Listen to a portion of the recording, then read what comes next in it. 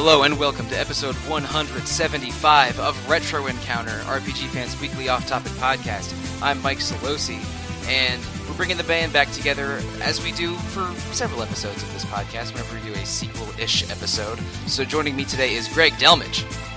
That's me. Hello. And I'm ready to get off the topics. Peter Triezenberg. Fill me with the power of darkness. Only after taking me for dinner. There. I can make that compromise. Oh, all right. I don't like this, but I will live with it. And living it with me is Trent Argirov. Hello, everyone. Yep, hello. How are you doing? I have nothing pithy to say. I'm sorry. That got me real good. I think Peter and I just caused Mike to sum up his entire stance on Kingdom Hearts. Absolutely. Well, I don't know. I'm lukewarm on it now. When I was disdainful of it at first, you'd know that if you had listened to our Kingdom Hearts episodes from January. But we're not talking about Kingdom Hearts yet today, although we still might, because this episode is all about battle systems. Again, the same group of four podcasted all about battle systems in December of 2018, but we didn't even make it through halfway of the list that we had for the episode, and also, by coincidence, talked almost exclusively about turn-based combat in that episode. So we mutually agreed to meet again a little bit later for a sequel episode, so hence Thirst for Battle Systems Part 2. And this episode is going to be focused more on action-oriented combat. Ones where maybe you navigate menus sometimes, but you don't navigate a menu for every single action. And again, we have another list to work with, and we're going to just basically jump around from panelist to panelist and see where the discussion takes us. Do we have a volunteer to pick our first topic? I guess I can go. Peter, search your feelings. You know it to be true. I actually wasn't going to pick Kingdom Hearts, but I guess since you're leading me into it, we can do, let's talk Kingdom Hearts. How about those Keyblades, guys? Collecting Keyblades was about 60% of my motivation for why I wanted to finish Kingdom Hearts 1. I wanted to see the next cool Keyblade. It's a lot of fun, and now now that 3's out, in the Keyblades, like actually change your playstyle, so that's pretty cool. That's cool. Yeah, know that. Yeah, we're recording this a few days before Kingdom Hearts 3 comes out, so we probably can't talk about that game with the full level of expertise that we could if Peter binges on it for 72 straight hours. Don't tempt me. We are about to get snowed in over here. Oh boy. But no. So Kingdom Hearts' action combat system. It's very simple, but it's one of those combat systems that has a lot of technical depth beneath the surface. At least in the later games. The original Kingdom Hearts is a pretty straightforward, like hack and slash adventure game with kind of floaty, kind of clunky. You have a combat menu that you cycle through to get items, kind of like a traditional RPG menu, but you move around the battlefield in real time, lock onto enemies, and press X a lot to hit things with your giant key. The basics of that don't really change from game to game, but each new game in the series brings something new to the table. Kingdom Hearts 2 probably has the most technical combat in the series. The number of abilities that Sora has, varying play styles, his drive forms, these little transformations that radically change up how he plays and how he moves, more importantly, can really affect how you approach certain fights. Do you have to do a something similar to the sword, staff, shield choice at the beginning that affects your playstyle the whole game? In 2, you do make that choice, but it doesn't affect it quite as much. It basically just affects I think it just affects what you get for the first few level ups, and from there it's pretty. Okay, it's pretty standard. So it's not like if you pick staff, you can't do the double keyblade or something. No, Sora will get the forms as he goes through the game. Valor form is the first one; it lets him dual wield and is focused on physical attacks. Later on, Sora gets Wisdom form, which it's mainly magic focused, and also turns his main attack into a projectile attack instead of a physical one. And lets you zoom around the battlefield crazy fast. I think I remember liking that one a lot. Wisdom form is pretty. That's my favorite. Wisdom form is pretty dope. Yeah. There's also Master form, which again dual wielding keyblades, and it's an even blend of magic and magic and physical attacks. It also gives you the double jump. And finally, and there's Final Form, which is Sora's ultimate form. Dual wielding gives him the gliding and ability, so you can fly around the battlefield. Some of his most powerful attacks. Each form is basically tied to a different mobility option Sora has, which include air dashes, dodge rolling, the double jump, high jump, etc. So you're encouraged. But these are ones that you activate from a meter or an item or something. You don't use one of these at all times? No, but once you level up the forms, you get to keep that ability permanently. So basically how it goes is that you won't have high jump until you level up Valor Form once. Once you level up Valor Form twice, you get a better high jump.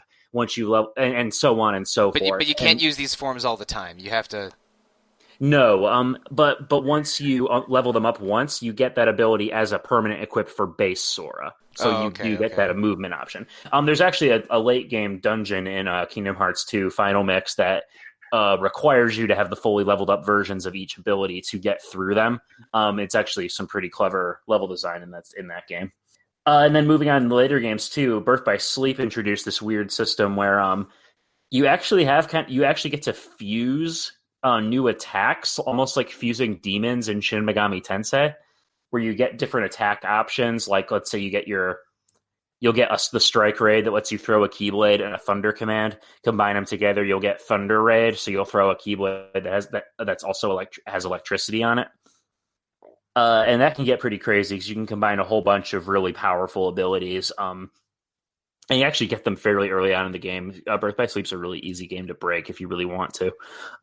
That game also has a slightly different combat menu where your special attacks are mapped to the triangle button, but your base attacks are always mapped to X, which cuts down on the hassle of having to cycle through the menu to get to your items and healing spells. So, and you kind of set up your command abilities in such a way that, like, you can put your abilities into a combo that makes sense to you. Like, I'm going to follow up my dash attack with my Keyblade toss or something like that. Because that was a lot of fun to play around with.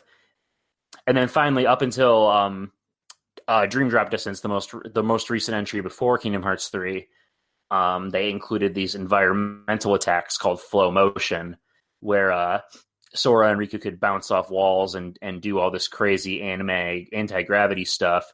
They could chain those seamlessly into their attack combos. So you actually got to use the environment in battle. So yeah, the Kingdom Hearts series has been slowly building up on its roster of mechanics. Each new game kind of brings something to the table. I know for a lot of fans, Kingdom Hearts 2 is still kind of the peak, just because there are a lot of technicalities in that system that you got to learn, leveling up your forms, what abilities to equip, the spacing of certain attacks. For some of the really hard bosses, you really got to know what your movement options do and how to navigate them. So you say Kingdom Hearts is the only good one? Okay, got it.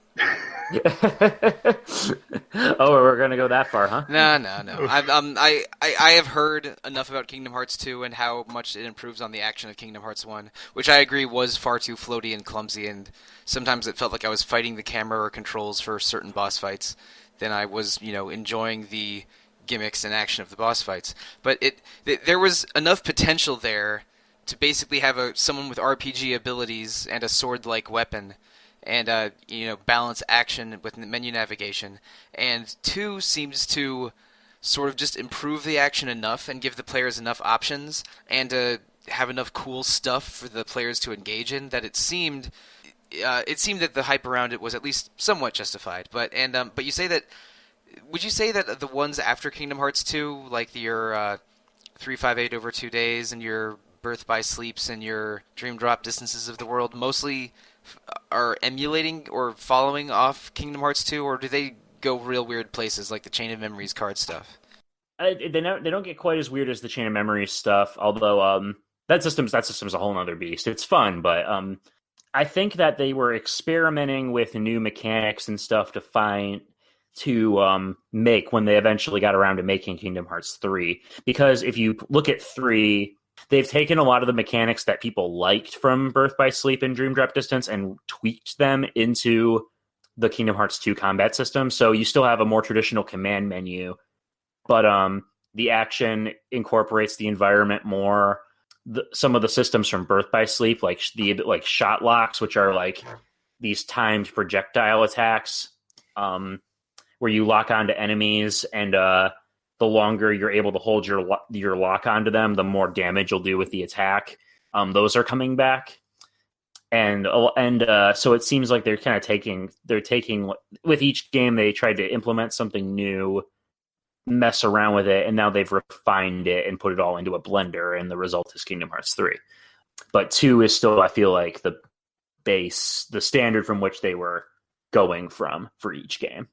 Absolutely. It sounds like a beautiful, like, banana sundae of the best parts of every single game mixed together.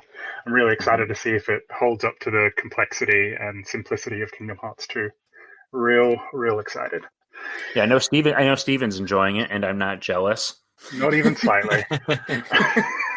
not even a bit. Yeah, no, I thoroughly enjoy Kingdom Hearts. At least to me, is a series where it's simplicity to start with, and I'm specifically talking about Kingdom Hearts 2 and the Final Mix Edition. Speaking about the Cavern of Remembrance dungeon that you referenced earlier, yeah, it's simplicity to start with, and like depth and mastery to test yourself against like the late game combat challenges. I think like that's a hallmark of a good battle system, especially an action orientated one, is that at least in Kingdom Hearts 2, you start with relatively few abilities, but by the end of it, you kind of, as you were saying before, learn the ins and outs of what makes the system tick, and you can use it to your advantage. And it's something that I think Kingdom Hearts specifically exemplifies. Mm-hmm. Yeah, I like it quite a lot. Kingdom Hearts 2 is popular and promising enough to me that even though I didn't love Kingdom Hearts 1 after finally beating it last month, that I am curious enough about Kingdom Hearts 2 that I've checked prices for the PS4 versions of it. So that's worth something, I guess. So it's worth it. I would recommend. But I don't know when that'll happen, because my especially since I have a podcast to produce, some of my game time is spoken for over the next few months at least. That is fair. And Greg, you've played some of the Kingdom Hearts games, haven't you? Yeah, 2's the only one I have gotten around to, honestly, and I do remember enjoying it. I do remember there's moments where it overstayed its welcome. I can't remember his name. There was a guy that you fight on a bridge who has a bunch of spears, and he was the worst. Zigbar. Yeah, Zigbar. I almost wanted to stop playing. Oof. That and the Demyx fight; those are two very famous roadblocks of Kingdom Hearts. If you just make up a nonsense name that contains an X, then you have like a 40% chance of being a boss in Kingdom Hearts 2. They were just a joy to play through. Both just so how bright and vibrant they are, even though there's a good hour and a half of tutorial and foam bats. But at any rate, it's the button mashing is what I remember a lot, but it's also super satisfying. So, oh no, wait, Spear Guy is Zaldin. Never mind. Damn. Yeah. Get out of here, both of you. Whatever. I'm a fake Kingdom Hearts boy, confirmed. Absolutely. I'll hand in my card at the door. It's all good. Fake fans. And I've gotten to see a bit of Chain of Memories, because we did a This Day in Gaming video of it last time, and I was like, that looks clunky as heck. Chain of Memories is weird because like they remade it on PS2, and that version is a lot more fun. And that's the version that's included in all the HD collections. Because that one, you still move in a 3D space, but all your attacks are mapped to the deck of cards. And because you kind of stack the deck in what order you want them to be, and you use your attacks, you either press X to use just the one card you have selected, or you press triangle to take a set of 3 cards and make a suite out of them. And is it essentially like playing War, which like you draw a card and what you get is what happens, and then it cycles through your deck? And do they discard and are gone, or does just cycle through until it comes up? Basically, what happens is that each card has a number assigned to it. That number is the power of that card, and your opponent will be playing cards too. But is this a turn-based system? It moves no, away from no, action? it is a real-time action system. Real time. Yeah. It actually plays a lot more like the other Kingdom Hearts games than you would imagine at first. Because basically how it goes is that each Keyblade card is a normal attack, like in a Kingdom Hearts game. But if you press... Isn't this one of the ones you told me to skip if I tried to play more games in the series? I think there are a lot of people who don't like it because because the card system is like it seems convoluted at first, This is the only Kingdom Hearts game where the combat tutorial is literally just a dude being like, okay, this is how you do everything. And the story's in a very good manga adaptation, which if you want to skip to the better stuff, I would recommend reading that instead. But if you're like me and you actually are like kind of an aficionado of card games and card game battle systems, and you're a completionist who wants to play every Kingdom Hearts game, God help you. Then Chain of Memories I think is the better of the not great ones. At the very least, the story's worth playing through. It's probably one of the best stories in that series. It's not recoded, so that makes it better. That makes it better by default. Oh God! By default. I think recoded is also included in the PS3 Kingdom Hearts thing I have, but coded is just cutscenes. Okay, is that the one that was a cell phone game? Yes. Okay, right. All right. And then they remade it for DS. And it's the only one where it's the only one in that series I would 100% say just skip it. Recoded exists to fill in a single plot hole that the audience already knows. The only reason that they need to make a whole game out of it is because Sora doesn't know, because Sora is stupid. So they need to have this whole game to justify filling in a single plot hole for this character. And they do so in the most convoluted way possible because Nomura. Right. Okay. Nomura is a special boy. All right. He's so an interesting storyteller. That's enough about Kingdom Hearts. A very special boy indeed. Do we have another candidate for our next topic? I'm fine jumping in with probably, again, one of the RPGs that first got me into the whole RPG thing, which was an action game, which was Secret of Mana. Cornerstone, I think, for a lot of people's collections and memories and everything like that. And for me, it definitely holds a very special place in my heart for not only just how it looks, how it sounds and everything, but just it had a very satisfying system once you understood it. I definitely remember not getting it when I first played and just wailing on Rabites for 1 damage until I understood, like, oh, we let it charge up and all that sort of stuff, and then how much clunkier that gets as you go. But it's super satisfying bringing in like the radial menus and blasting things with spells and it's weird hang time when you get targeted with spells and you feel like it's cheating because you can't dodge anything. All of it just kind of makes this really fun, rewarding experience that still has a really great sense of pacing, despite how kind of cumbersome it sometimes feels. Yeah, having a sense of pacing with some of the time it takes to charge attacks late game. I don't agree with that at all. And the grind in Secret of Mana is weird because you gain weapon levels as you upgrade weapons, and you gain spell level, and then use attacks with them. And you gain spell levels by using spells more and more often, which is a little interesting, a little Grandia-esque, and is fine for a while unless you're trying to level up people with more than 1 or 2 weapons, in which case it gets way too cumbersome. But that's accurate. But the flow of battle for Secret of Mana is normally pretty good, and the enemy design and world design and like the tone of it is really a little pastel colored, but very, very cool. It's I think a strong entry in Square's oeuvre in the 90s. But more interesting to me, I think, is the progression of the battle system through the first 4 games, because I mean, Secret of Mana is Seiken Densetsu 2 in Japanese. The first game was a Game Boy RPG, which was called Final Fantasy Adventure in the West, and that's a little Zelda-ish, a little messy. It's buggy as hell, but a pretty cool little Game Boy RPG. Like, I think it's not as good as, I don't know, Link's Awakening, but it's a pretty solid little Game Boy RPG. And then it had a series of disappointing remakes, with Sword of Mana for the GBA, and then Adventure of Mana for, I think, multiple systems. It was mobile. Yeah, it was initially. I think it was mobile and Vita, and maybe a couple other things. Yeah, isn't Adventure of Mana, like, it looks like that Secret of Mana 3D remake, too? Like, they're in the same style. It looks really bad. Yeah, people didn't like that. And then Secret of Mana's 3D remake, I think, was just last year, even though it feels like 1,000 years ago. And one thing I was amused by, the mini-map of the 3D Secret of Mana remake is just Secret of Mana being emulated for the SNES in one corner of the map. What? So yeah, if you squint, you can just place SNES Secret of Mana on like one tiny corner of the map in the Secret of Mana remake. What?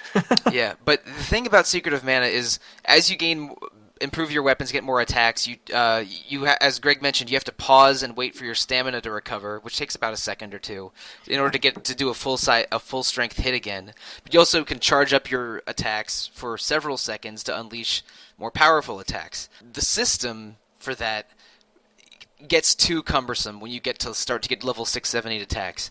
But there's a definite management you want to do of knowing how far to push it and when.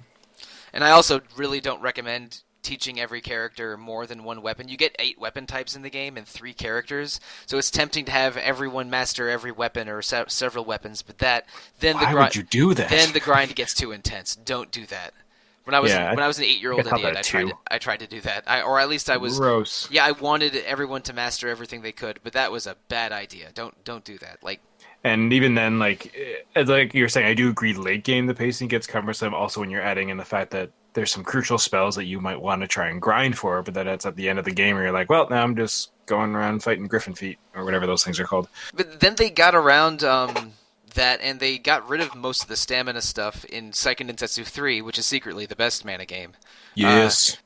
The attacks are slower, so there's more. You can't just mash the attack button like in Secret of Mana. The characters will pause between every attack, which I guess replaces the stamina thing. And as you attack, you build up a little meter, and when a meter gets to a certain level, you can unleash a special move. And also the radial menus for items and spells come back, and those do work pretty well because you don't cut to a new screen. You see the action paused. And can choose your next action, which is I think pretty good. It's UI that mostly makes sense. But and also Seiken Densetsu 3 has a class system where as you move through the game, characters change class, and what class you choose affects what their special attacks and stats and spells are. So I've said this in other podcasts before, but I've played SD3 6 or 7 times and done different class combinations every time. It's not that long a game. It's between 15 and 20 hours, and really, really enjoy it. It's on my short list of favorite games of all time, and I wish desperately that it had gotten an official English language release, but alas, that has not been the case. If we'd gotten that Switch collection, it would have been great. Yeah, that would have been real nice. And also, SD3 has a bunch of weird bugs. Like 2 of the stats don't really work as intended, and there's only 6 stats in the game. I wonder if they fixed that in the Switch re-release. Probably they did not. It's probably they did just not. a direct No, port. it's a direct emulation. So, which is unfortunate for. One of the characters uses those 2 stats liberally, which is a little too bad. I think it's really worth playing if you don't mind jumping through a few hoops to get to it. And then you get Legend of Mana, which is its own weird thing. But I loved it. It's one of my favorites, honestly, in the series. Is that game any good? Because I always wanted to play it because the soundtrack is dope. It's weird, but I think it's kind of secretly great. There's a bit of an entry point. Like you will be confused for the first few hours. But once you get the idea of like how the placement stuff works and how the story flow works, the action's competent. I don't think it's meaningfully better than SD3, but no, it's pretty good. It's on more closer to like the beat 'em up kind of ground. Yeah, because they kind of still do have like the stamina, and there's a bit of a charge bar as well. And the magic system is a bit clunky, unfortunately. But I like kind of how they tried to bring out this aspect where you can kind of target it, and it's based on you crafting your own weapons and your own magic items and stuff like that. So it gives you a little more ownership. You can name all the stuff, which is real fun. You can name everything that you craft and all the magic spells you make. So that's really neat, and it's stylistically it's stunning. But I would agree with you, Mike, that it's not any better than its predecessors. It's as good. Far as combat. I wasn't annoyed by its combat like I was with Secret of Mana at times, but the thing about it is that the crafting and spell stuff and the map design stuff gets real weird and deep, and if you don't have a guide to follow, it can be challenging or even a little bit overwhelming. It's weird. Yeah, and I was gonna say the really rewarding part of the combat that we didn't touch on is depending on the weapons that you're using, your characters learn abilities. So you start off with a few basic ones. I think it's like a somersault, a jump, like a roll, and something else. But as you apply these in different combinations, your character will learn other abilities. Like if you have the somersault and the jump equipped, eventually they'll learn like a backflip, I think, or something like that, or like a moon somersault, which you can string into your weapon combos. And then as you equip different weapons, those things will unlock learning specific combos and attacks that you can use with those weapons, which I thought was very rewarding and really neat to try and figure out how to unlock them, and then you just get these really flashy combo patterns. it feels like that Legend of Mana requires weird specific investment to get to the best skills and combos, and Yeah. and it's different than the annoying grind of Secret of Mana or the class changing system of SD3, which is good but does limit you in some ways.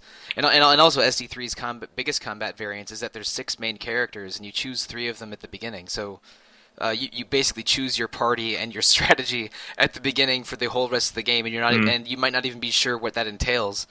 If you're going in cold, but for Legend of Mana, you invest in your character in other ways. And you get a cycling party of guest characters, which if you are playing multiplayer, you can still do that, and they take over that character. And then you also have your pets, which is a whole other side system. Like, it's got a lot of side systems. Yeah, it has a lot of side systems that are rewarding, but again, the game is weird and confusing. So and maybe I recommend playing a guide with that one. Like for SD3, I would. For SD3, just go on a forum and say, hey, who does what, and you can start the game in 15 minutes. But for Legend of Mana, you might want to do some more reading. But but the Mana games, I think the strength of them is maybe not the combat more so than the setting and tone. It's really beautiful, and it does have a fantasy RPG setting, but it doesn't feel like any other game. And everything after Legend, we don't need to talk about. Yeah. Oh god. What, you don't just love Dawn of Mana? Dawn of Mana, Children of Mana, Heroes of Mana, whatever the fourth one is that I don't remember. I revisited Children. It's okay, but it gets way too repetitive. They're not. The combat's fun, but it's just not. They're not great. None of them are. Children of Mana's dungeon. It's basically a roguelike or a randomized dungeon crawler, but it's the combat is not interesting enough to justify the bad design of that game. No, and getting bounced around everywhere gets real obnoxious real fast. Because you can bounce, you hit somebody, they hit something, and then sometimes they'll come back and hit you, and then everyone's just kind of like bouncing off of each other, and it just slows down the pacing, and it's a mess. Then isn't Heroes of Mana a crappy RTS? Apparently, yes. I believe I tested it briefly back when I first bought my Nintendo DS. I rented a couple games from Mycoplay when that was still around, and that was one of the ones I tried. And I didn't mind it, but it's not great. It tries to be an RTS, but it's not it's not a good one. I don't think any of the Mana games after Legend of Mana are worth playing, but those first 4 do have their merits. And SD3 is my favorite, but they're all good. And they do have action combat that is always at least serviceable, and have sort of different strengths and weaknesses going from game to game. The best is, though, using Kevin in SD3 because he turns into a werewolf at night and his attack power doubles. And he's a beastman named Kevin. Yeah. Mm-hmm. Yeah, Legend of Mana is weird and a little overwhelming, but it's super good. And the Yoko Shimomura soundtrack is excellent. It's one of her better ones and more underrated ones. Damn, I didn't know Yoko Shimomura composed it. It's amazing. Hiroki Kikuta did the first couple, and I think he didn't do Shadow Hearts. He did Kudelka, not Shadow Hearts. That was it. Yeah. And he was a co-founder of the company that made Shadow Hearts, but I don't think he worked on those games. You know, the music of Legend of Mana is seriously beautiful, and the renditions of it on Shimomura's arranged albums, Dramatica and Memoria both. But City of Flickering Destruction is like one of the most beautiful songs I've ever heard. It's so good. Yeah, I know her Dramatica album better, but the Legend of Mana has great music, no denying that. Mm-hmm. So, Trent, do you have a pick for our next discussion topic? The one that I feel like I have the most experience with is probably, and I'm going to specifically highlight the Nintendo DS version of it, the motion-based combat system of The World Ends With You. Another Tetsu Nomura, character design gem that was released in 2008 in North America and oceanic territories as well. I played this when I was a very, very young man, probably mid-teens, and I remember thinking that the juxtaposition of hardware and the combat system in this particular title was something to behold. Essentially, and it's called, and it gives Tales a ride for its money in terms of its naming of battle systems, but its battle system is called the Stride Cross Battle System. Essentially, on the Nintendo DS version of this, you play as a young man called Neku that essentially is tasked with a time limit of 7 days, and he has to essentially win a game of sorts. And in this game, you fight enemies called the Noise, which are basically kind of like stylized representation of various animals, kangaroos, bears, bats. And essentially the player uses the motion control system of the stylus to essentially execute attacks. Essentially, you can slash across the Nintendo DS screen to, I don't know, use a psychic sword. You can tap it repeatedly to fire projectiles at various enemies. You can draw a circle around and essentially like a elemental attack with a fire face. Essentially entraps the enemy. And I'd not seen very many games that and handhelds especially fully utilized all of the system's extraneous capabilities. For some attacks, you can shout into the microphone, and essentially the noise registered on the device will send out damage towards the enemies themselves. And its depth and complexity and simplicity was something of a revelation for me as a young man.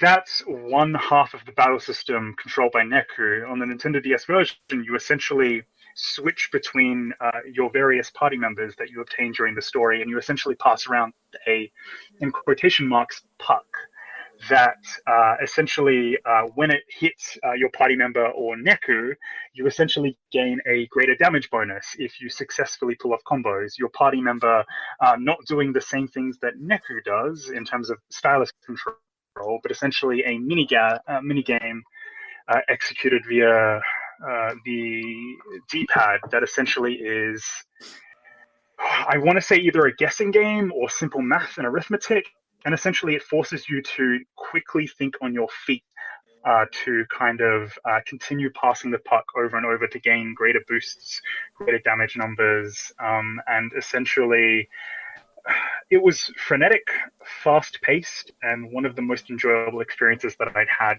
up until that point.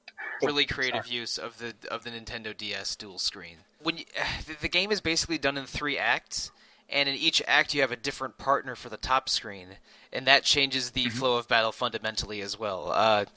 Oh shoot, I only remember the second one was called Joshua because he was my favorite. Joshua. He was my favorite of the group, but like mastering that, that sort of tennis or passing the puck between the top screen and bottom screen, and not letting the enemies on either screen overwhelm you is a little stressful, but a pretty satisfying gameplay flow. It's I finished World Ends With You for the first time for the podcast in 2016, I think. Might have been 2017. Time is a flat circle, but it's really cool the way they pull it off. And I mean, I know it had a recent Switch version. Did that not pull it off quite as well? No, sadly. Your how do I put it? The touch screen controls for the Switch version are, I don't want to be down on the game, but it's a little lacking in terms of your Joy-Con control for the Switch. I find that, and this is an odd reference to make, but Skyward Sword for The Legend of Zelda, the motion controls for that are akin to how I feel about this, where to actually execute commands and, for instance, slashing across the screen with your Joy-Cons, it doesn't have that same kind of tactile sense and rewarding feel that kind of enables you to do things, I guess, to an adequate degree to win battles. It does simplify the battle system a little bit in the sense that your partner, I personally don't like it, but I understand why they had to change it for the Switch specifically. Your partner is relegated essentially to a pin because it's not 2 screens, it's 1 screen now, and essentially you use their abilities as kind of a call-in battle support, akin to another reference, Marvel vs. Capcom, in terms of the summons. The assists and the assists. But in terms of its depth and variety, there's kind of a collectible sense to the game, in a sense that every single one of Neku's moves is essentially a pin that you equip, like collectible pins that you would put on a bag. And you gain, over the course of it, there's upwards of 200 or 300 in the game itself, and each of them, while not necessarily all unique, using, as I've stated, like a variety of ways and functions that make them, when you find new pins, kind of a delight to collect, and also a dovetailing with the themes and kind of the fashion and sense of a contemporary, like mid-2000s Japan. It's a good sense of theme and a good sense of battle. Yeah, it's a very fashion. It's a very deliberately fashion-heavy game. Fashionable game. It's very stylistic in its interpretations, and the battle system definitely lends itself into that as well. If you can find it, it is a fantastic game to play for the Nintendo DS if you possess the system. But I mean, I was down on the Nintendo Switch remake. It still is perfectly serviceable, and it's a fantastic way to kind of experience the story, as it were. But for me, the juxtaposition of hardware, I'm a big fan of hardware and battle systems being integrated in a way that kind of surprises you. And at the time, in 2008, it was a really, really solid entry into and kind of a revelation into what I thought a action RPG battle system could be. Essentially, I hadn't experienced much up until that point, so it holds a very special place in my heart, as it were. I still don't understand why they made that remake for Switch instead of 3DS. Because the two screens were so important to that game. I know that the 3DS is on its way out, and people would call it dead or dying. But the two-screen system was so important to what that game did that translating it to a one-screen system is nonsense to me. I think the Switch port is based on the mobile phone version. That's not a good thing. That's not complimenting this. That would be. No, but I mean, I'm saying they took that version. The reasoning there, yeah. Mainly for touch controls, and also for me, at least as for my money, I think Twilly was a really fascinating experiment, but I could never finish it on DS because I just had a hard time juggling it. And I feel like the one-screen version, the game loses a lot of personality. I also think it's a lot more playable. Yeah. I would not disagree with you in that respect. So, the world ends with you has a frenetic rhythm. So you get the style and the story and the music and all that good stuff without having to. Not that I think the combat in Twilly is bad by any means. I just don't have the patience or the reflexes for it. Yeah, I was a much younger man. If I tried to play it today, like with the two screens, I'd probably have a lot more trouble with it. Yeah, it's my entry on like it's up there in my subjective or personal favorites of action RPGs, and I thought it was as you say, Peter, a beautiful experiment in terms of what the Nintendo DS could achieve at that point in time. Like me in Resonance of Fate, is this good? Oh. Not really. Is it interesting and I like it? Yeah. Yes. That's fair. That's the weird shooting system in that game, right? Yeah, where it's like an action RPG, but it's an action RPG in that everything happens in real time and you have to think on your feet, but it's also turn-based in that you have to map out where your character's going to run, and then basically you're putting a plan into motion and attempting to execute it, and things can and will go catastrophically wrong. Basically, because you're basically picking a movement path for one character to run down, and they can begin attacking a targeted enemy while they're running along that path. That takes up their turn. But those enemies are moving and can interrupt whatever it is you're trying to do. So there's this weird balance of like keeping an eye on things and being ready to adapt. There's also two kinds of damage you have to juggle in that game, where there's temporary scratch damage that decreases over time, but you build a lot of really fast, and direct damage, which takes all that accumulated scratch damage and deals it into direct damage. Yeah, that's a little bit like the Brave HP system in Dissidia. But it's a lot like that, actually. Yeah. So you're building up these big damage numbers and then trying to land a direct hit before they decrease. So it's fun. It's clever. It is really, really hard. Resonance of Fate is a really difficult game. It seems like a more convoluted version of what the last story did. Where and in actually. And in that game, the action takes place in real time, but you can pause it to change character commands and have them do this or change tactics or reposition themselves. And they even use that system to attempt things like stealth and environmental interactions in a way that's made some dungeon activity really cool in the last story, and then some boss fights and extended regular battles just miserable. I made that game I think slightly underleveled because I was skipping some of the like jump into the void for extra fights, leveling points, and so I could not beat the final boss. I was when I talked to Josh about it, I was 12 levels less than him. That is exactly why I stopped playing Resonance of Fate. Yeah, because I rage quit in the final dungeon. Yeah, I felt bad because we were playing it for the podcast, and I got to the final boss the night before, and I'm like, sweet, I'll do the final boss, and then I'll do the epilogue thing tomorrow. It'll be great. And I just could not beat that final boss after hitting my head against a wall for at least 3 hours dealing with it, because it's a multi-stage, multi-phase nightmare. But it did cool ideas, and when I had the Resonance of Fate combat explained to me, I think probably by Marcos, he's a big fan of that game, it reminded me of the last story and made me less likely to to seek it out and play it.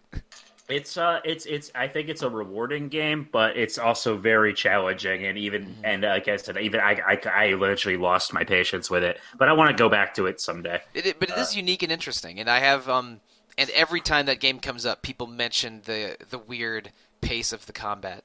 It's you kind of get into a weird rhythm with it, where you have all these different elements you're trying to juggle all at once. But for me, the difference between victory and defeat literally came down to moving my character a centimeter in one direction or another, and then things just sort of happen, and I don't really know what I did differently. So yeah, those are three pretty unique battle systems. The World Ends With You, Resonance of Fate, and The Last Story, with The World Ends With You being one of the more interesting implementation of the DS's dual screen functionality. Right up there with Elite Beat Agents, secretly the best DS game, but that's a different discussion. Elite Beat Agents, secretly the greatest video game ever made. Secretly, maybe. I mean, how many other video games have you fight a zombie apocalypse with peanuts and set to Destiny Child's Survivor? None. Mm-hmm. There you go. Say that. But we're not talking about Destiny's Child or the terrible gacha game Destiny Child. We are going to talk about a whole new topic: Tales of Destiny's Child. No, just Tales of. So close. How many linear motion battle systems are there, Sollosi? Oh boy, I want to say about a dozen. I'd have to count. But they started out with a linear motion battle system, and the most recent one, Tales of Berseria, is the Liberation linear motion battle system, and they have all kinds of strange adjectives and nouns that they attach to the linear motion battle system description. With every new Tales game. But I think it's probably one of the signature Japanese action RPGs. All the Tales games have you walk around the map with a little avatar character, like many an RPG, but when you encounter an enemy, either with a random encounter in some of the older ones, or with an enemy wandering around the field, like most of the ones from the early 2000s onward, it goes into a 2D plane battle system where you sort of are almost like a fighting game, like a 2D fighting game, fighting the monsters with controlling your character and using special moves.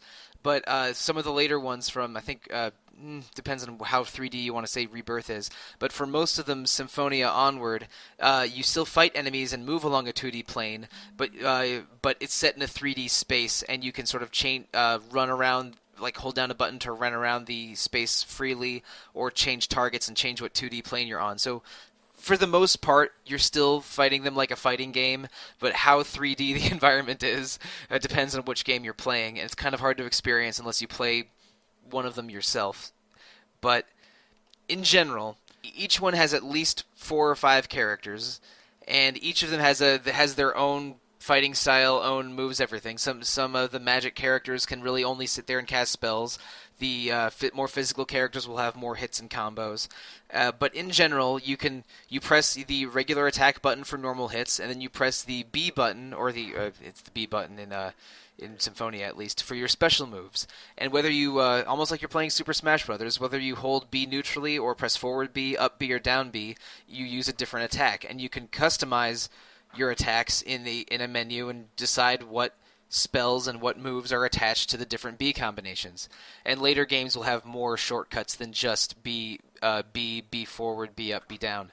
Because each game has several characters, and these combos are completely customizable, the combat in Tales of games can get pretty intense and pretty varied. And if you're like late in the game of say, I don't know, Tales of Vesperia, which we're playing for the podcast later this month, a typical combo will be press A 4 times to get a 4-hit combo, and then press neutral B for a basic move, then forward B to channel it into an advanced move, and then hold down R2 to go into over limit mode, and then press B again I think it's like R1 to use your Mystic Art, chaining them all together. So you can. And then you can even rapidly switch characters to have them start comboing so the combo continues instead of it resetting back to 1 after the Mystic Art completes. So if that sounds insane, you're basically right, but also it is some of the most intense, satisfying, big, flashy anime move finisher kind of combat in basically any action RPG. I think the combat in Tales of games, when it's really clicking, is awesome. But it can be... early on the game, when you don't have a lot of options, they can be really awkward, and you'll wonder, like, man, I thought the combat in this game was supposed to be good. Why? But now I'm just guarding all the time, and it doesn't really get good until your character has at least 4 special moves, because then you could have one for each basic button, and you have a full party of characters to see how to chain moves together and see how intense the combat gets, and maybe one of them will be a healer, so you don't have to worry about healing all the time during battle. And also, oh boy, one weakness of the Tales of Battle systems, for most of them through Vesperia, they used TP, which is basically their version of MP, and if you want to use skills every battle, it's really easy to run out of TP without using items all the time. And a regular hit will have you gain 1 or 2 TP back, but that does not do much damage when, a full combo going into a Mystic Art might cost 40 or 50 MP. TP. But some of the later Tales games, like Graces and Berseria, have basically custom combos where you start like in Tales of Graces, you start out at 0 or 1 or 2 CP, and landing combos and hitting enemies with their weaknesses gives you more points, and you can sort of spend those points for advanced moves. You don't have permanent magic or skill points that deplete. You sort of build skill points in battle and then can spend them for all kinds of tricks. And then in Berseria, they don't have those at all. You basically can customize your combo by what's attached to like X, square, triangle, circle, and depending on what position in a 4-hit combo you're pressing those buttons, all the attacks can chain together willy-nilly. The combos in Berseria get weird, and each character has a special move that determines what their L2 and R2 buttons do, and it's basically completely changing the strategy for every character. Tales of Battle systems get wild, but like when they're good and once you get comfortable and have plenty of skills to work with, they're among the most satisfying action RPGs. And I haven't played every single Tales game, but I've played at least 7 or 8, and I've enjoyed all the ones I finished. Even Tales of Legendia, which most people would rather forget. So, that was a lot of me talking all at once, and I apologize. What Tales games have you guys tried and experienced? I've only dipped into Fantasia, which I would like to get back to because I think it stylistically looks nice, and the first original linear battle system. It's the original one, isn't it? In that one, yeah, that's the first one. It was. Yeah. I hope you're not playing the GBA version because that port is terrible.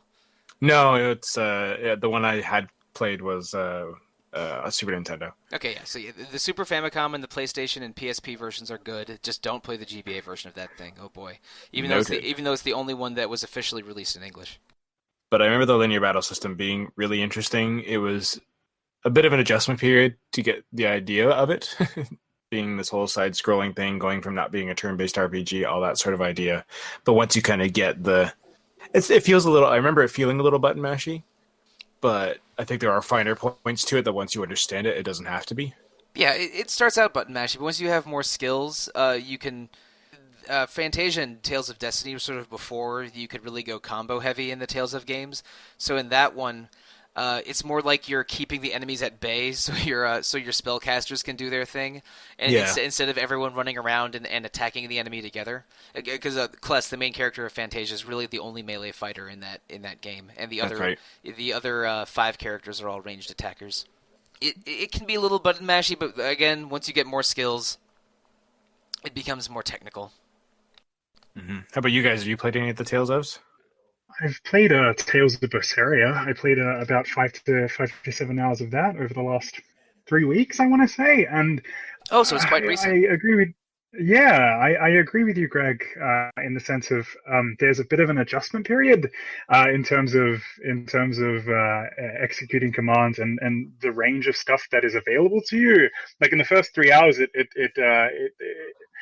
paces essentially the soul gauge mechanic. I want to get this. I want to get this right. The soul gauge is basically a consumable resource that you use to unleash essentially the main character's demon arm.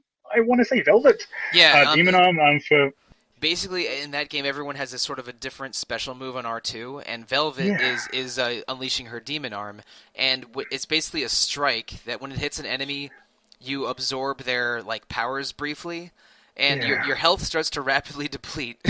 but once you press R2 again after you've snacked on an enemy, you unleash a special attack, and depending on what kind of enemy you snacked on, it's a different special attack.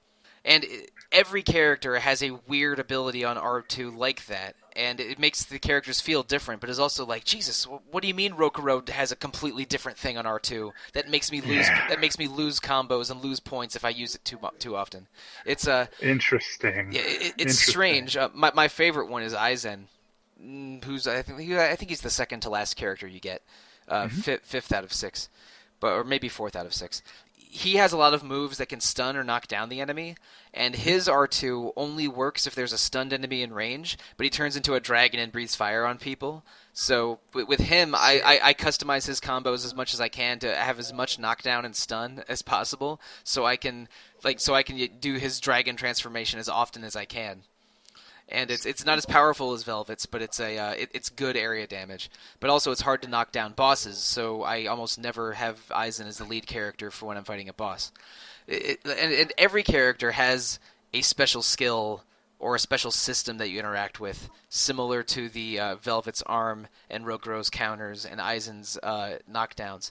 And that can be super confusing if it's your first Tales game, or if you don't read the tutorials thoroughly.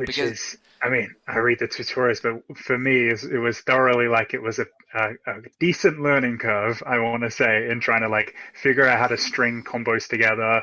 Oh, yeah. When you gain access to your mystic arts, I think I just got access to those. The big ones, the big special moves that you can do, and the bosses can do. Mystic arts, the special moves too. Yeah, mystic arts. I thought it had a really fantastic like ebb and flow, and every single time you get into battle. I mean, I haven't played very many of the other characters. I did not know that they all had their own special moves, like individually mapped to R2. I think that's wild. I've mainly been playing with Velva, but her to and fro in terms of attacking different enemies and unleashing different special attacks. It's interesting and it's satisfying on a bone deep level, and the rhythm of combat is fun. So at least from my point of view, Tales is good so far. I'm thoroughly enjoying this one single Tales game that I've played. How about you, Peter? Have you played a Tales game? I think I mentioned this on other podcasts. The only Tales game I've played is Exilia, and I'm not fond of that game. More for plot reasons, and just Tales is weird for me because it hits a certain point of my anime bullshit tolerance level where I just Tales games are anime as hell. Oh man, let's make up a bunch of different words for magic and a different ancient civilization that we're getting the Eris or Era or Blastia from. They're completely anime nonsense. And I can get behind that if I am into a story with the character, if I like the characters or the gameplay. See just about every Final Fantasy or Kingdom Hearts, for crying out loud. But absolutely. But only one of those has good characters, though. Fair. You haven't met Jesse McCartney. Jesse McCartney pulls that series to new heights. Let me tell you. Does he have a costume with a lot of zippers on it? Yes, he has several costumes with lots of zippers on them. I'm shocked. This is my shocked voice. My problem with Exilia was really that I could not get into the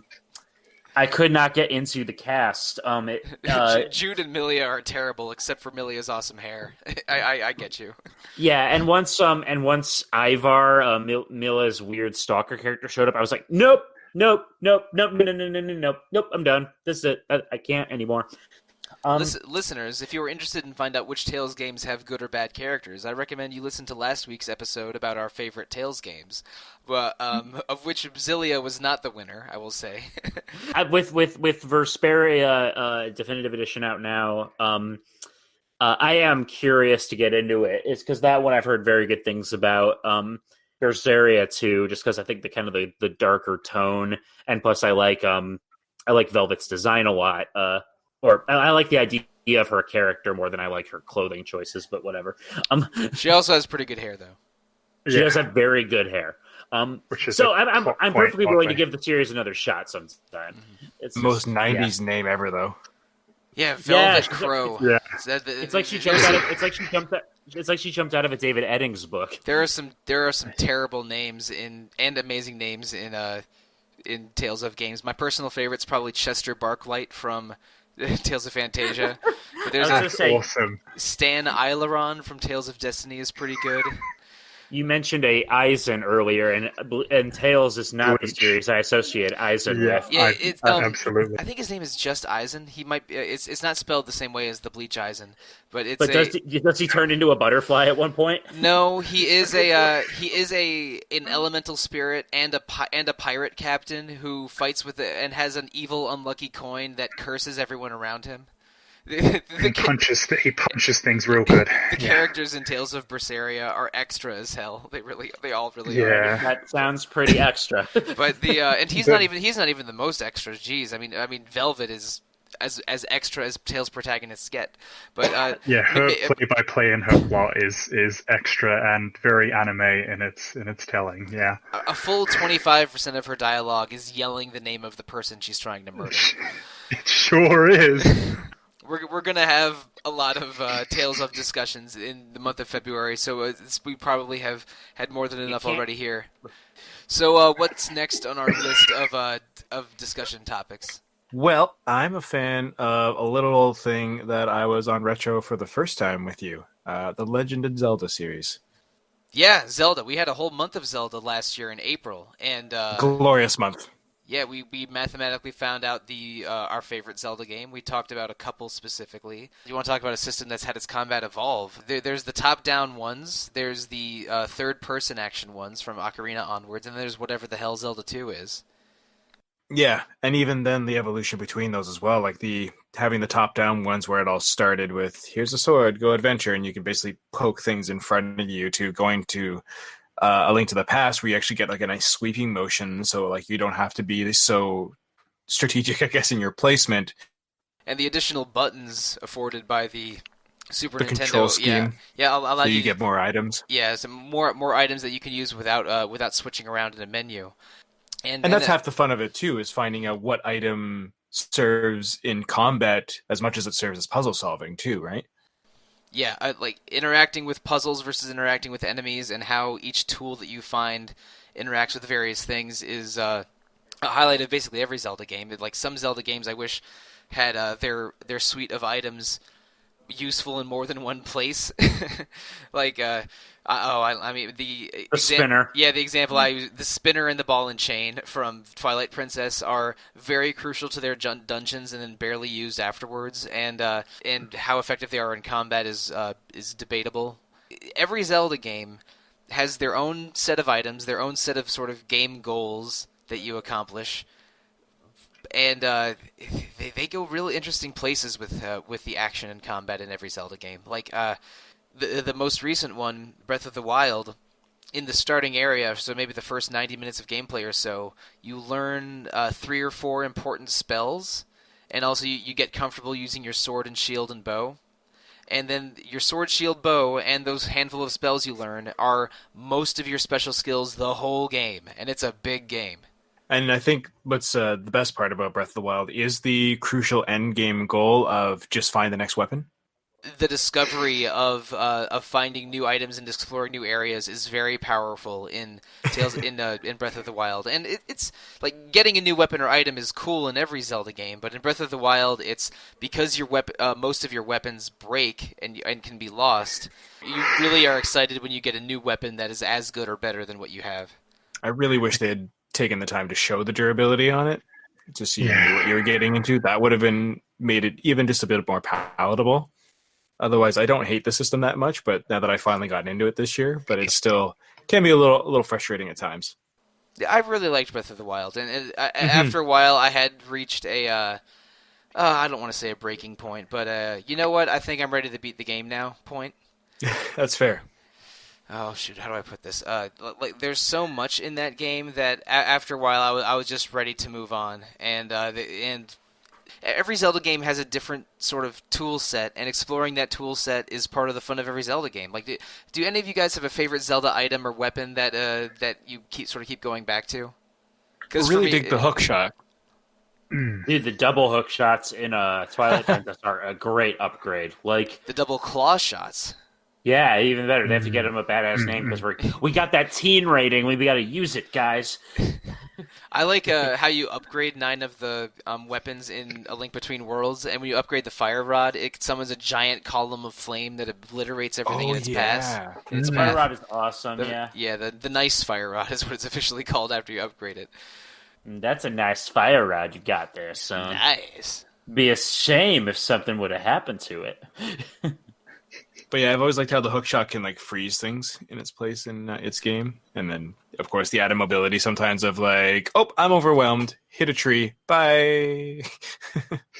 Then in one of the handheld ones, I think it was Oracle of Ages, they replaced the hookshot with the switch hook. With once you hit something, Link switches places with the object, which does not follow the laws of physics. That is awesome.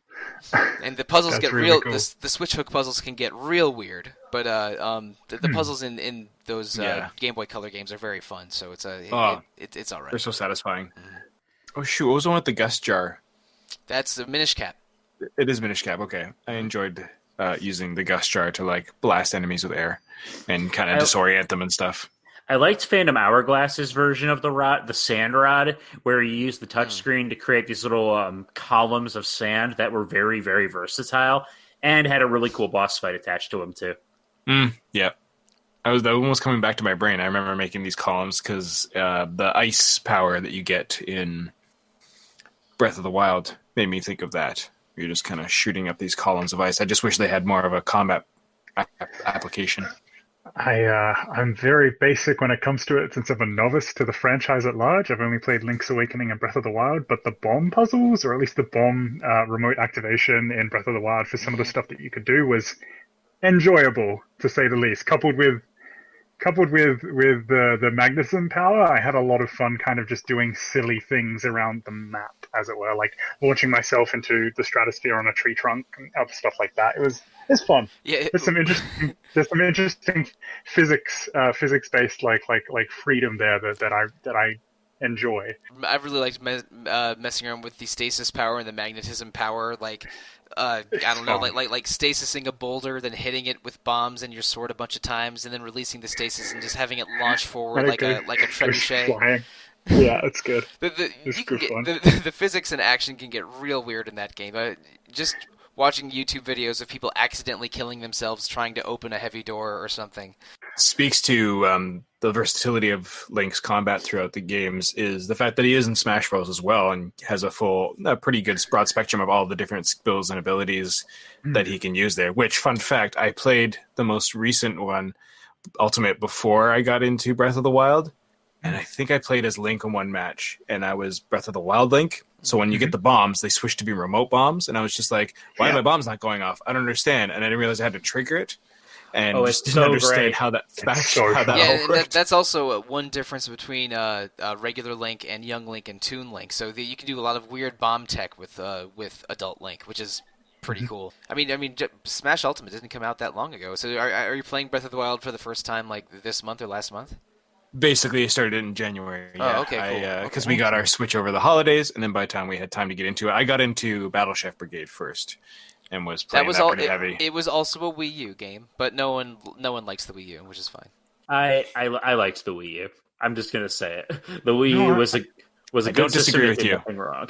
I agree, but I absolutely forgot that it was the Breath of the Wild was on the Wii U. Whoa. Yeah. I don't want to sound like a total hater. Like there are several good Wii U games, but I mean, it had about as many sales as the PlayStation Vita, so just take that with what you will. It got the Twilight Princess treatment of kind of being released on the last gen, the current gen kind of thing. Yeah, Breath of the Wild did, yes. And it was almost a launch title for the Switch. It came out like 6 weeks after the Switch did or something. I'm surprised they never released some sort of special edition combo of it, but yeah. Maybe they did later. I don't remember. I'd have to look it up. But yeah, they launched very close together. And Breath of the Wild's a very special Zelda game, and the action in it gets real so weird. Great. We haven't really talked much about Sword and Shield Zelda stuff though, because I mean that's what a lot of what you're dealing with is. And I mean, how many final bosses are playing ping pong between Ganon and Link? Whether you want to use a bottle or a net or a fishing rod. Yep. But it's true, and especially after Ocarina of Time, where you get the lock-on mechanic that makes combat that much more intense, arguably, where you actually have to... Your skill becomes a factor, That's the fun thing about action RPGs, I guess, is it doesn't just simply boil down to hitting them for numbers. Your reaction timing and everything, it factors in as well, which we have some other stuff we're going to talk about that. But you're right, both using the bow with proper accuracy, which is very rewarding, especially when it's like find the glowing thing on the monster to hit, and then of course just using the sword to the same effect. Especially since the 3D Zeldas introduced one of the very first instances of third-person combat locking on to enemies and sort of doing a back and forth dance with them, when to attack, when to block, became a hallmark of 3D Zelda combat. Yeah, and that links into directly what I think you were talking about. What I think you were alluding to, Greg, and that's the sort of I don't know what I would call this, the very deliberate combat of the Soulsborne games. Mm-hmm. Ah, yes. So, Trent, you've played at least some Dark Souls, right? I have played Dark Souls 1.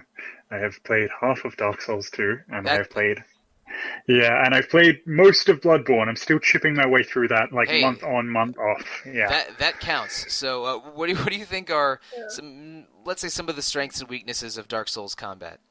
I think strengths of Dark Souls combat is that definitive and weighted combat, in the sense of usually in Souls games, at least I found in Bloodborne and Dark Souls, the idea of a battle and a loss, you dying, is essentially your fault. You know exactly what you did wrong. You can see, for instance, you dodge out of the way and you're a little bit unlucky and it clips you and you die. You understand exactly what to do to kind of mitigate that. And the idea of it is those systems are all about animation, pattern-based and recognition-based combat, and it's this interesting back and forth. And I have more experience in Bloodborne, I guess you would say. This interesting back and forth between you as the player understanding what exactly the enemy on the whole is capable of, their moveset, and kind of predicting and understanding how to block, dodge, or mitigate that coming towards you. I think those games have a definitive strength in that regard. They're punishing. They're punishing if you don't get them.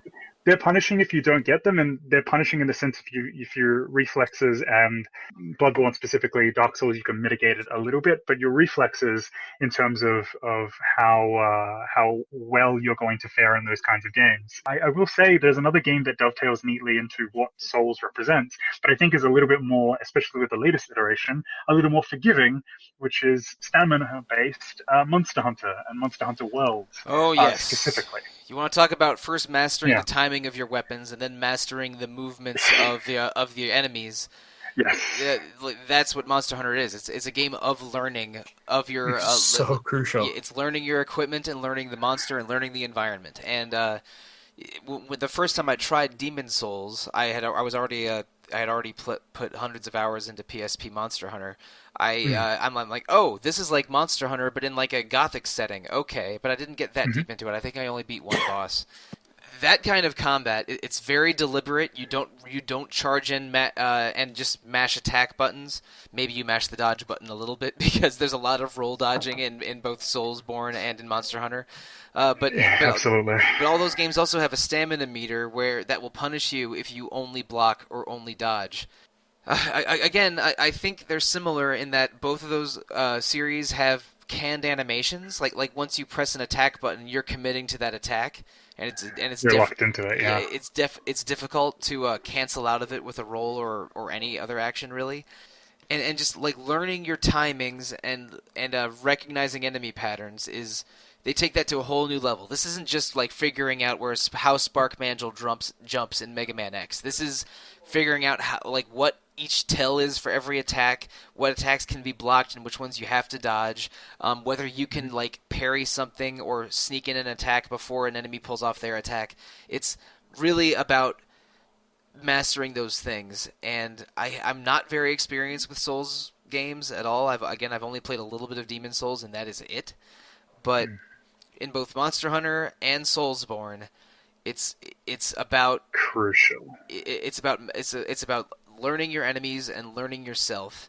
And when you accomplish a big goal in any of those games, but I mean Monster Hunter are the ones I'm more familiar with, it is so satisfying because you know exactly what you had to do and you know exactly how challenging it was, and it feels great, especially if you finally get that monster piece you were looking for. Yeah. But yeah, with all of them, they're so dependent on skill. Yeah, there's a reason that both of those series have absolutely massive followings, and it's because at a technical level they're very, very impressive, very cool, and because the combat, while challenging and having a steep learning curve, which is less, the learning curve of Monster Hunter is shallower than ever and that's a good thing for Monster Hunter World. I would agree. Yeah, it's a very satisfying action. Oh boy. I'm glad that Rob Steinman isn't on this podcast because he could pop off about the various Souls and Bloodborne games for the full 2 hours. I was going to say, but and that, listeners, is the first time you've ever heard about Dark Souls on a podcast at RPG Fan. Mm-hmm. Invoking the ghost of Robert Steinman. I was going to say, it's just going to suddenly appear in the podcast. People wonder what the Dark Souls of anything is. Guys, it's not too complicated. It's Dark Souls. Dark Souls is the Dark Souls of Dark Souls. Yep. There, very much so. Debate over. Another side splinter into a different game that is Souls-like that I think does some interesting stuff that focuses specifically on things that you were talking about, like mastering your stealth and recognizing enemies. Neo is a really interesting kind of offshoot on that, and I actually think it does. I mean, this is my personal opinion. The combat system for Neo, I think, has a lot more going on for it than the limited movesets of what Souls games have to provide. And that's not a weakness on Souls' part. It's just there's something...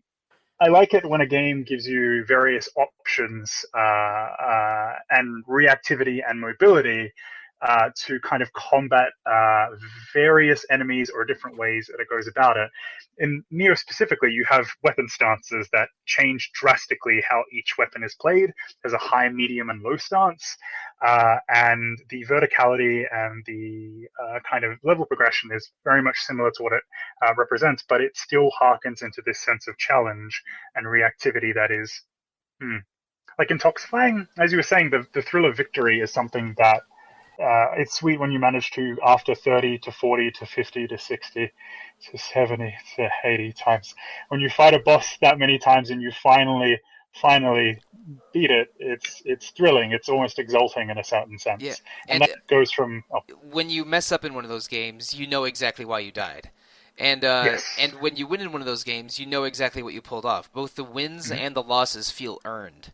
And I think that adds to, or maybe even helps define the satisfaction of succeeding in one of those games. It's an odd pull in genre from it's the same feeling that you get from perhaps a fighting game or that kind of arena. Nah, man, genre. Fighting games can be some BS. No, trust me on this one. But you can still know what you did and did not do wrong. No, I get it. Yes, I understand. In King of Fighters 96, Gurnet summoned an instant tornado and comboed me from nothing, even though I was blocking the whole time. Yes, I earned that. F you, Gurnet. Go and die in 1996. You're talking pre-90s fight games. Yes, they are broken. But recent fighting games, there are soft and hard counters to certain things, and Souls has the same kind of idea where you understand what you can do and what you can't do and how you can combat. And sometimes it works, sometimes it doesn't. And it's thrilling all the time, at least in my personal perspective. And speaking of Nia, From Software looked at Team Ninja and told them to get off their lawn because now Sekiro's coming out. It's pretty damn good. Like the verticality of that, like with the grappling hook, it's pretty wild. Just from the footage they've been seeing, I've been watching the Game Informer coverage. Just the way the main guy moves is like something out of like Ninja Scroll or Sword of the Stranger or like. It's like everything I wanted. I don't know who got the memo that we were supposed to have a bunch of samurai action games in 2019 and 2020, but between Neo 2 and Onimusha freaking coming back and Sekiro and Ghost of Tsushima. It's like, oh man, it's the year of the samurai, I guess. That's I'm okay cool. I'm okay with this. I like samurai. 150%. Yeah, me too, man. I agree. Sekiro looks interesting in the ways that the Souls games are not, in terms of verticality and progression. Also, you can strap different weapons onto your prosthetic arm, and that's wild. You can have like a gigantic axe, you can have a machine gun of shurikens, you can have a flamethrower. All of those things are just aesthetically wild. You had me at machine gun of shurikens. I'm imagining the Sekiro main character and Nero with his robotic arm in Devil May Cry 5 having an extremely epic mecha fist bump. That would be awesome. I'm very, very keen about that. I'm very keen for that game as well, though that's a different battle system and not necessarily. I don't know how many of these games that we're going to cover here at RPG Fan, but I am in favor of robot arms and samurai action. Nero can pull my double trigger anytime. I 150% agree. To cap, they're fun, and you recognize exactly. Well, fun is subjective, but you recognize what you do and what you do wrong. And I actually think Monster Hunter World, in my opinion, does it a bit better in the sense of like it specifically tells you exactly what you do and what you can do. And when you beat something, it feels momentous. It feels amazing, like you've just, I don't know, killed a gigantic frog lizard chameleon. It's wild. It's a good fun. Yeah, the Souls games and Monster Hunter games, that also tremendous examples of very highly technical, sometimes challenging, but ultimately very satisfying RPG combat. I think we have enough room for one more topic before we got to shut the door. What do we want on this list to take care of? Xenoblade's weird MMO thing. Yeah. It's good, but complicated. It's like you have a real-time combat system with an MMO action bar on the bottom of the screen, and attacks are based on MMO-like concepts like drawing aggro and positioning, and managing cooldowns and loading. Not really loading, and piling stats on top of each other. So you go from what is it? It's been a long time. Is it like dazed to topple to stun? I'm probably that sounds right. Yeah. I'm probably skipping. Or dazed to stun to stoppled. To stoppled. The Xenoblade games, and each character feels extremely different in Xenoblade and Xenoblade 2. So you have to and managing their unique skills, with some characters being obvious tanks and some characters being obvious support or DPS is really interesting to deal with. The East series, which I have a lot of affection for, has had basically 3 phases of action combat. In the first couple East games, you just damage enemies by walking into them. If you walked into them at an angle, that dealt good damage. If you walked into them directly, you dealt damage to each other. And if the enemy walked into you from the side or rear, they did damage to you. And that was real weird managing that, especially for boss fights. And then for some of the 2000s East games, you play them almost like a Zelda game, where it's just one character acting solo, and they have spells and skills and jumps and actions. And then from East 7 for the PSP onwards, they've been basically like Secret of Mana games. You're managing a trio of characters that have specific skills and like customizing your party and switching between characters strategically is a big part of the action there. And I don't know which of those I like the best. It's definitely not the lawnmower sumo wrestling of the first couple, but all of the East games are pretty intense action RPGs with their own sets of strengths and weaknesses. Although you mentioned Legend of Zelda, we didn't talk about Dark Cloud, but that definitely is in there as a fun action game too. But it's basically Zelda, just a little clunkier. Well, That's an Dark interesting city building. let's get real. Dark Cloud 2 is about building houses and playing golf and fishing. And I don't hate any part of it. This Vita Golf mini game in Dark Cloud 2 is an all timer, but the action is at least competent in Dark Cloud 1 and 2. And It's then just Level 5 not went quite on as to make action. Rogue Galaxy, which felt a little like Dark Cloud 2, but you're a bunch of action pirates, which is a game that I feel like I should like more than I do. It's a little clumsy. The story isn't great, but the character designs are cool, and the action is mostly pretty good. It's just I don't know. I think I had higher expectations for that game. And let's see. Speaking of Xenoblade for a second, I meant to jump in on is when at first glance I thought it was going to be more Final Fantasy 12. So it was very much, this is a very different system to understand. It's a little Final Fantasy 12, and there's technically no auto attacking in Xenoblade. Your characters do sort of attack enemies in range on their own when you're not selecting a command, and it's more about positioning than Final. It's almost an evolution of FF12. There's there's less fancy like summoning and magic, but more positioning, more sort of bespoke moves for each of your characters. The characters are way more unique in how they play in Xenoblade than FF12, where characters can not be the same exactly, but are have a mostly shared moveset, I would say. And how about that slick action combat in the Rune Factory series? Am I right? Moving on. Exactly. That sums it up really nicely. Valkyria Chronicles, we just did This Day in Gaming on that too, and that game looks so rad, and I'm so sad I haven't played it yet. There's 4.5 Valkyria Chronicles games, depending on how much respect you want to give towards Valkyria Revolution. But none whatsoever. Not much. I mean, very little. You deploy and position your characters like a strategy game, but when a character has a turn, it briefly becomes an action game, and you're aiming like a third-person shooter, or walking around like an action RPG. And but when during these characters' turns, that you can experience cover fire and hazards and all kinds of things. So you have to be extremely careful to don't summon one of your scouts and have them walk across a battlefield in sight of an enemy tank. That'll go extremely poorly. Yeah, and this could have been what like Fallout could have evolved into instead of what it became. I feel like that would have felt really good. Maybe, but Fallout isn't really about managing a large team. That's true. The original ones they were, but not the recent ones. In Valkyria Chronicles, you're managing an army of like 30, 40 units. That's accurate. Okay, yeah. That's very different. But That's true. It's a unique combination of action and strategy gameplay that is weird at first, but once you get used to it, is pretty excellent. And there's a couple early walls, like everyone hates the first Fog of War map and the map where Sylvaria appears for the first time and can murder your 3 people in one turn.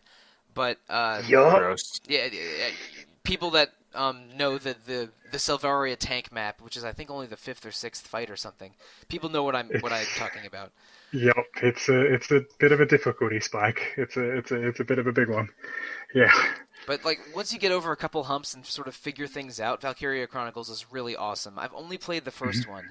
Then the next 2 were on PSP, and then Valkyria Chronicles 4 was late 2018. I've heard mostly similar to the first one, but the first one's great, and the others are at least interesting, or at least seem interesting to me. But that game's very recommended if action sniping strategy seems appealing.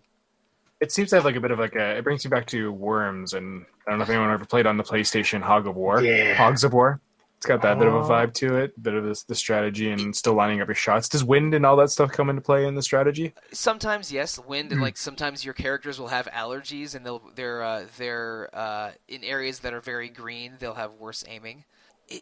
Worms is not a bad comparison, but like imagine if every other worm had a machine gun and were shooting at you when you were taking your turn. That would be so stressful. Yeah, you can't walk up to an enemy soldier that can see you on your turn. It's like they're always on Overwatch. It's like they're always on alert, but they have weapons with specific range and specific lines of sight that you have to take into account. Yeah, it's pretty slick. I like that. I want to try that game. It is good, and it had a recent-ish remake, maybe 2017, I think. I think that's the one I picked up on Steam. Yeah. I think Steam and PS4, and maybe also Switch, or am I hallucinating? And I think No, maybe it's did just drop, it's didn't it? on Switch. It is? Yeah, Okay, it yeah, came out so- quite recently, about a month ago. Oh Yeah, wow, so- okay, that's more recent than I thought. I thought it was like over a year ago. But anyway, you can get that game on multiple systems now, and it is. I only played the PS3 first one, but it was very, very good. And let's see. Oh yeah, shoot, no. we haven't said the M word yet. Metrovania. No, That's a kind of action RPG that I'm sure we've all played a lot of. And Time Spinner got a lot of love Time over Spinner the is games of the year. Yeah, Time Spinner is a very good one of those that everyone says cribs liberally from Castlevania Symphony of the Night, but people say that in an accepting way and not in a mocking way.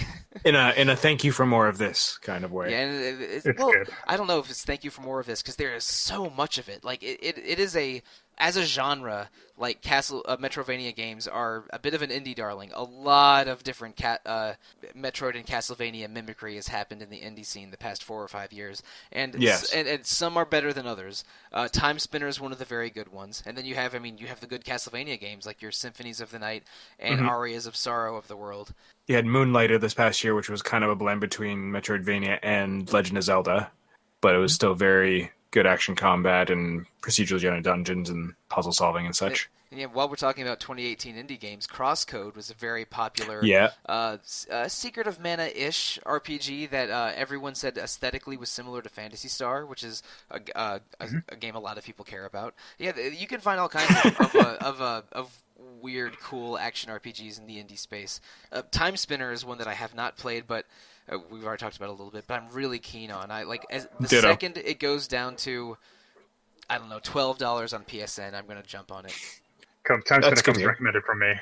It's a very good game with a fantastic soundtrack, and for someone Yes. who hasn't played very many Metrovanias, it's a good time. It's very fun. I used a song from the soundtrack for our 2018 year in review episode, and because I was looking for maybe games that I'd underused the music from, and so I did a little bit of a YouTube safari on the Time Spinner soundtrack. It's like, oh, this is great. Okay, this is definitely making the episode. Nice. And you were talking about Rogue Legacy, Greg?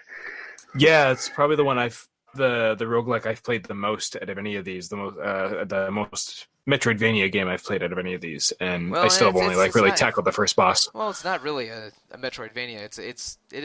We did cover it, but it really toes the line between roguelike and Metroidvania because it is about multiple runs, and it is a randomized setting and not an explored setting. That's fair. But we did cover it. I think basically because some people in 2013 or 2012, whenever that came out, wanted to cover it. And but I think it occupies a space more like Dead Cells than like a Castlevania game. Well, anyway, oh boy, we just did a speed round of a bunch of the games on this list. And I have one last thing I want to ask you guys before we sign off totally. We've talked about a lot of action RPGs. Just personally, from each of you, if you could recommend one game based more on its action combat, more so than setting or story, even though those are very important things. Like, what is your favorite action combat system we've discussed in today's episode? Whoever wants to volunteer, go first. I will always recommend the Kingdom Hearts series. I think they're fun. It's fun. It's flashy.